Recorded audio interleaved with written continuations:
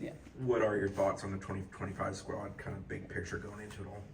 Yeah, season-wise, really excited. Got some good depth in the circle. I think experience on the offensive side, knock on wood, pretty healthy. I think the season that some of our freshmen had last year to take into this year is pretty neat to see. They're almost like veteran juniors right now, which is really neat to see. So leadership's been strong, so really excited about it. Did you want to open with 2 straight weeks on the road? Was that something you did intentionally? I won't say too intentionally. Clearwater is kind of like, it's an easier trip for us. So it is on the road, but it's also, we've been down there quite a bit, pretty comfortable for us. We know what we're doing down there. So Puerto Vallarta will definitely shake the excitement just going internationally, Mexico internationally. But, I think the whole experience for us to go down there as a team will really be good for our culture in the beginning, and then play, teams like Oklahoma State and La Tech and Northern Colorado is going to be good for us. So excited about that. We are on the road a lot this year, and it just worked out that way with the ACC schedule coming out and, having Cal mixed in there. And then last year we got frozen out, rained out, whatever in Oregon. So then we picked up that game again this year. So we are a little bit of road warrior. It's the way it is. But yeah, I think it's going to be really good for us.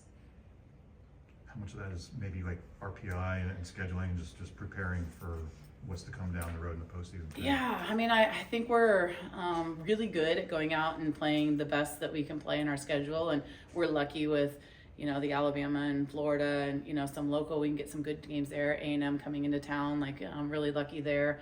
But it is nice to get outside of your region and play some RPI outside your region. So that's going to be good for us, but I think everyone knows that we like to play a really competitive schedule. So regardless of where we're going, we're going to try to hunt out great teams to get after a good competitive schedule. With Jasani, how the season that she had, Yep. What's a way for someone like her and even Torres as well try to top after the first year? Yeah, I think first of all, we talk about not topping the year you had before. I think that's a conversation had with both of them. You're just you get 4 years to play this game.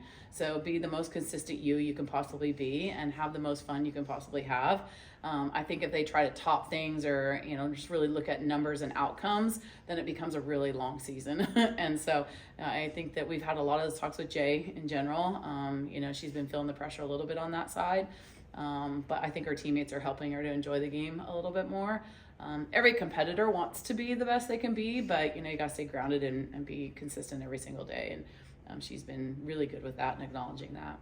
You were talking about some of the second-year players taking a step. Obviously, she's one that's Yep. already kind of proven herself. But Mm-hmm. a young lady like Kennedy Harp, is she Yeah. kind of primed to take that next step, probably earn a role in the outfield for you guys pretty consistently? Yeah, I think Ken's really worked hard. We had an opportunity to get her in there last year, and then she stayed in there. She started showing some things, stayed in there, and then the freshman parts came in. So she were in now the lineup a little bit here and there, whether it was defensive or some base running. But then she got a feel for what she needed to do over break, and she did that. So over summer break and then over the Christmas break, really tuned in on some things to keep her there more consistently. And so her maturity as a sophomore right now has been really good just because of the experience that she got last year. Yeah. How much? Yeah. Go ahead. How much was bolstering the circle, like an intention of building the 25 roster in the sense of adding Julia and AB from the portal, getting Yeah. Jazzy from the high school ranks, and then obviously the ones you're bringing back too? Mm-hmm. Yeah. I don't think you planned last season to be what it was pitching wise with the injuries that we had, So it was kind of unfortunate for Allison to end her career, with a broken rib, and for McKenna to try to figure out how to manage her back and try to see what the best version of McKenna is moving forward. And, my whole thing is not to ride them like racehorses, I want them to be able to raise their groceries and pick up their kids in 15 years, So it's like trying to get them to understand that like taking care of themselves and doing what they can do best right now. So I think managing that last year was a little bit tough, but man, they really came together and did what they needed to do as a squad. And so yeah, adding Julia to the mix and Annabelle has been incredibly good for us, not only for pitching, but their experience has been great.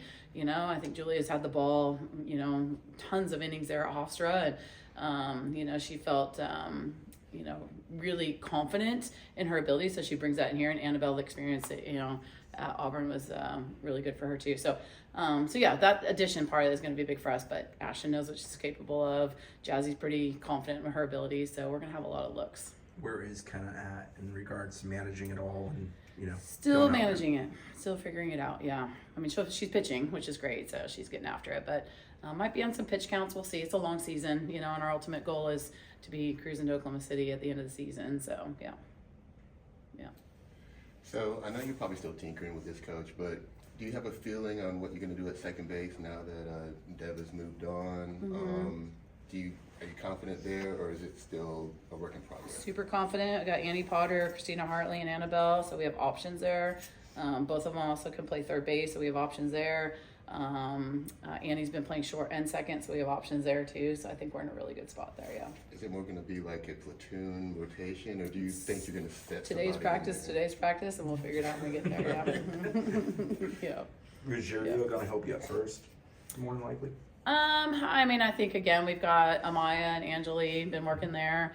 I think Belly's been mixed in there. Shelby McKenzie's been swinging it. She's been in there too. So again, we're pretty deep in a lot of positions right now. So yeah, but we'll see. I think Amaya's got some good experience over there and had a really good year last year. So yeah. And DeLong fits into the outfield rotation, I presume. Yeah. So a little speedster, a little short gamer. So a little something different than we had before. Kind of like a Mudge, I guess, in the sense that could do triple threat stuff. Can run a little bit. It's got a pretty good arm in the outfield, so maybe a defensive person, base running person, get some time at the plate. Yeah. So, Coach, this is our first time meeting with you this season. Mm-hmm. I always like to ask you about any rule changes or anything new coming down the pipe that you think might impact the season. Yeah, we haven't got our update yet, but haven't really heard much in regards to rule changes this year, or emphasis, what they're going to emphasize this year. So I know that the replant, crow hop, that's kind of been around for the last 3 or 4 years. Probably going to be talked about a little bit, but yeah, I haven't heard too much, but nothing drastic that we did last year with the pitch clock and all that kind of stuff. Yeah. So I know the last few seasons the safety bag was a thing that was talked about. That's still not gonna be in the works. No. And you don't think do you think that's gonna come at all?